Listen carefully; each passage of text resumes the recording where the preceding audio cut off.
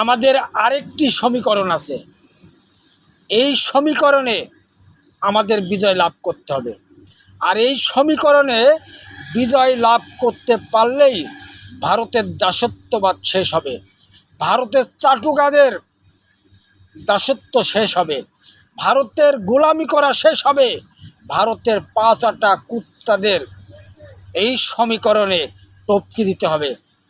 12ই April যে সমীকরণ আসছে, এই সমীকরণে বাংলাদেশে 2টি প্ল্যাটফর্মের নির্বাচন হবে, একটি ভারতের পক্ষে আর একটি বাংলাদেশের পক্ষে।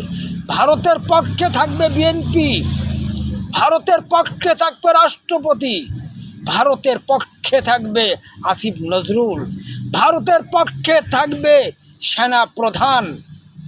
আপনারা বাংলাদেশকে বেছে নেবেন।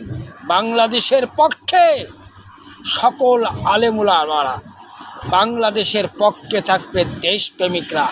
এই দেশপ্রেমিকদের প্রতীকে ভোট দিয়ে 12ই এপ্রিলের সমীকরণটা আপনারা ছিনিয়ে আনবেন।